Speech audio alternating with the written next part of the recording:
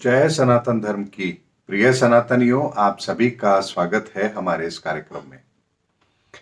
सनातनियों, आपने भगवान श्री कृष्ण के वो वचन तो सुने होंगे जब गीता का ज्ञान अर्जुन को दिया जा रहा था कुरुक्षेत्र के मैदान में। तो भगवान श्री कृष्ण कहते हैं, यदा यदा हि धर्मस्य ग्लानिर्भवति भारत अभ्युत्थानमधर्मस्य प्रजात्मानं सृजाम्यहम् परित्राणाय साधूनां विनाशाय च दुष्कृता धर्म संस्थापनार्थाय संभवामि युगे युगे। इसका मतलब भी आप लोग बहुत अच्छी तरह से जानते हैं कि जब जब धर्म की हानि होती है, मैं इस धरती पर पुनः धर्म की स्थापना करने के लिए अवश्य आता हूं। ऐसे में भगवान श्री कृष्ण का जन्म इस धरा पर धर्म की स्थापना के लिए ही हुआ था, ये बात तो प्रमाणित है। लेकिन भगवान श्री कृष्ण के पूरे जीवन को अगर हम देखेंगे तो वहां कौन सा ऐसा कर्म है जो धर्म की स्थापना की ओर हमें इशारा कर रहा है? क्या मामा कंस का वध करना धर्म की स्थापना है? महाभारत का युद्ध, क्या यह धर्म की स्थापना है? दुर्योधन का वध, क्या यह धर्म की स्थापना है? यानी कि अगर हम इस पूरे घटनाक्रम को लें तो हमें एक बात साफ साफ नजर आती है कि दुष्ट लोगों का संहार हुआ। लेकिन इन दुष्ट लोगों के संहार के पीछे आखिर वो कौन सी सच्चाई है जिसके लिए कहा गया कि यदा यदा ही धर्मस्य? सनातनियों, इस पर आपको विचार जरूर करना है और आज के वीडियो के अंदर मैं आपको यही सनातन रहस्य बता रहा हूं कि किस तरह से ईश्वर इस धरा पर आकर के किस धर्म की स्थापना करते हैं। सनातनियों, अगर युद्ध होना है और उसमें एक को विजयी होना है और जिसको विजयी होना है वही सही है, तो फिर धर्म की स्थापना हर उस जगह पर होनी चाहिए जहां कोई दो बड़े युद्ध लड़े गए हैं। यानी फिर अशोक सम्राट, उन्होंने भी युद्ध जीता, तो वहां भी फिर धर्म की स्थापना होनी चाहिए। और भी ऐसे इतिहास के अंदर बहुत बड़े बड़े युद्ध हैं जहां दुष्टों को मारा गया, तो फिर वहां क्यों नहीं कहा गया कि वहां धर्म की स्थापना हो रही है?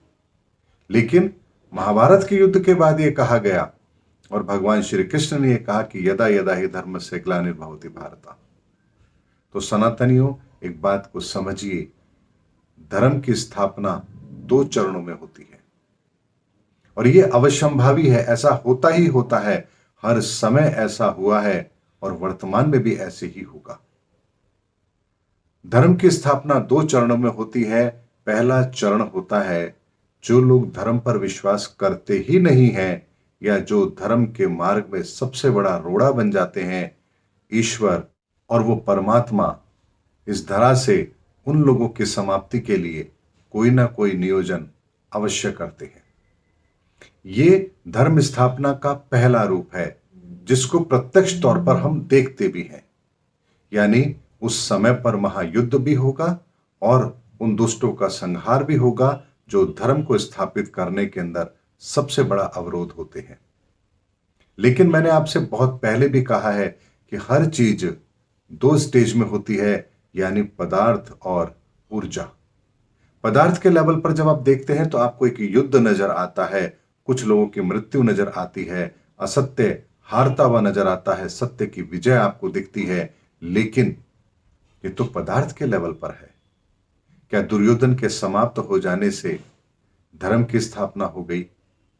क्या कौरवों की हार से धर्म की स्थापना हो गई? तो उस युद्ध के पश्चात तो पांडवों को भी बहुत बड़ा नुकसान हुआ था। स्वयं द्वारिका को भी आपने देखा होगा, उसके युद्ध के बाद क्या हालात हुए थे। यदुवंशियों ने स्वयं ने ही अपने कुल का सर्वनाश कर लिया था। तो फिर धर्म की स्थापना आखिर हुई कहां? एक बहुत बड़ा प्रश्न है जिस रहस्य को आपको समझना है। ऐसे में सनातनियों, ये वो प्रक्रिया थी जब पदार्थ लेवल पर उन लोगों का संहार किया गया जो धर्म के मार्ग के अंदर सबसे बड़ा अवरोध थे और उन सबको इस धर्म के रास्ते से हटना ही था। यानी धर्म की स्थापना के अंदर जो लोग अवरोध बनते हैं, प्रकृति जब बदलाव करती है तो उन लोगों का सर्वनाश निश्चित होता है। लेकिन ऐसा नहीं है कि ईश्वर उन्हें मौका नहीं देता है। ईश्वर उन्हें मौका भी देता है, लेकिन वो उस मौके का फायदा उठाते ही नहीं है। अब बात करते हैं कि ऊर्जा के लेवल पर भी धर्म की स्थापना होती है, वो आखिर होती कैसे है? इस बात को मैं समझाना चाहूं तो आप ऐसे समझिए कि एक मां जब अपने बालक को जन्म देती है, तो आप देखते हैं कि उनके हाथों में बालक है, ये पदार्थ रूप में आपको दिख रहा है, लेकिन उस बालक के जन्म के साथ ही उस स्त्री के अंदर मातृत्व भाव भी पैदा हुआ है। ये ऊर्जा के लेवल पर होने वाला परिवर्तन है। इसीलिए पदार्थ और ऊर्जा, ये दो हमेशा एक साथ काम करती है। तो जब युग परिवर्तन के अंदर महाविनाश होता है, तो नवसृजन भी अवश्य होता है। और उस समय पर भी भगवान श्री कृष्ण ने यही कार्य किया था। इस महायुद्ध के पश्चात इस धरती पर आने वाले लंबे समय तक धर्म स्थापित रहे, इसी उद्देश्य के साथ भगवान श्री कृष्ण ने राधा को साथ लेकर उन दोनों की ऊर्जाओं ने इस धरती पर उस शिव तत्व को सक्रिय किया था, क्योंकि शिव तत्व इस धरती का विस्तार है। अगर ये शिव तत्व इस धरती पर नहीं होगा, तो हम मानव की कोई कल्पना कर ही नहीं सकता। इसीलिए भगवान श्री कृष्ण ने राधा की ऊर्जा को साथ लेकर इस धरती पर पहली बार उस शिव तत्व को स्थापित किया था। और यहां से उन्होंने चहुं दिशाओं के अंदर इस धर्म को फैलाने के लिए पूरा प्रयास किया था। यहीं से शंकराचार्य की पदवी का सृजन होता है। इस धरती के उस कालखंड के पहले शंकराचार्य मदन दास थे। मदनपुर गांव के राजा मदन दास को वो ज्ञान दिया गया, वो रहस्य बताया गया। उनके साथ इस शिव तत्व को स्थापित करने के पश्चात उनको लेकर के, यानी मदन दास जी ने उस तत्व को लेकर के उसकी स्थापना उस जगह पर भी की, जहां हम आज की डेट में ये कहते हैं कि ये मक्का है, ये मदीना है। चूंकि मदन दास उस तत्व को लेकर वहां गए थे, इसीलिए कहा गया ये मदन दास ने दिया है, यानी मदीना है। सनातनियों, ये वो रहस्य है जिसके संदर्भ में बहुत कम लोग जानते होंगे, या मुझे नहीं पता कितने लोग जानते होंगे। और भारत के अंदर भी शंकराचार्य पद की स्थापना की गई, और शंकराचार्य को ये आदेश दिया गया, यानी उन्हीं मदन दास जी को। मदन दास जी पहले मदीना जाते हैं, वहां जाकर के यहूदियों को ये ज्ञान देते हैं, इस शिव तत्व के बारे में बताते हैं, और फिर पुनः भारत में आकर के चहुं दिशाओं के अंदर इस शिव तत्व का वर्णन दुनिया के सामने रखते हैं, इसकी महिमा दुनिया के सामने रखते हैं, इस रहस्य को दुनिया के सामने प्रकट करते हैं।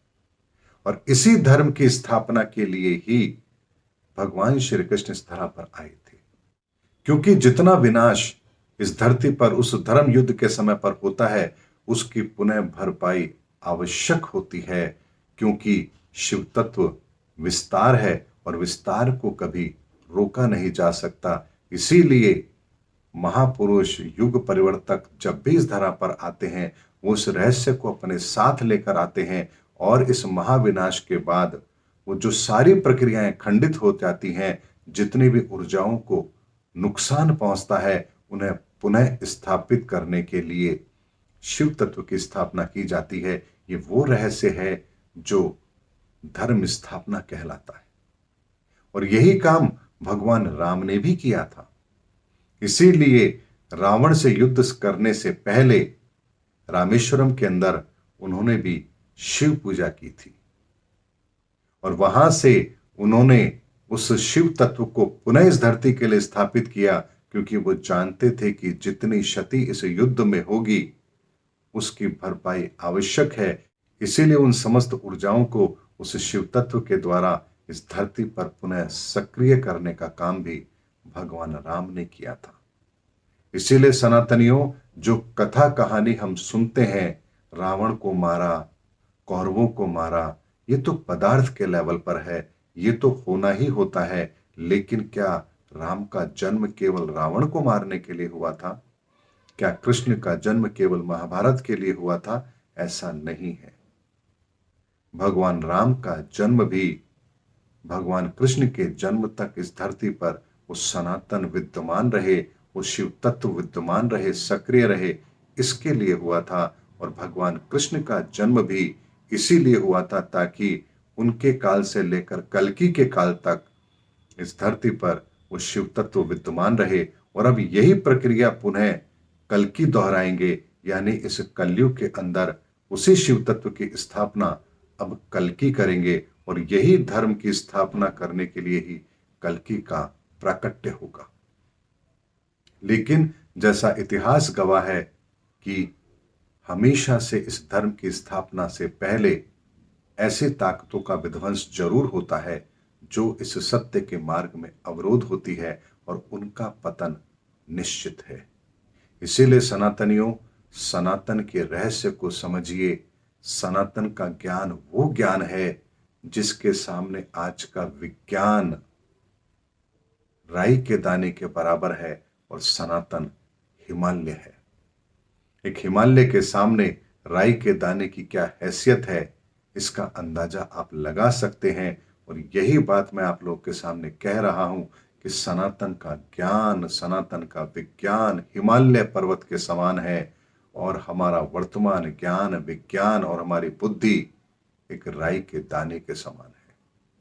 और इतने बड़े अंतर को समझ पाना ये केवल और केवल ईश्वर की कृपा से ही हो सकता है।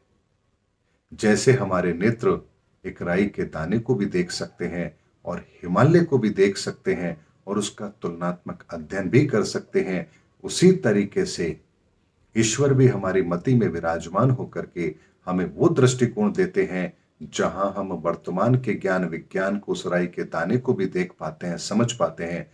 तो उस सनातन के ज्ञान विज्ञान को, उस हिमालय को भी देख पाते हैं, समझ पाते हैं, और दोनों के बीच में तुलनात्मक अध्ययन भी कर पाते हैं, और स्वयं का मार्गदर्शन स्वयं भी अवश्य कर पाते हैं।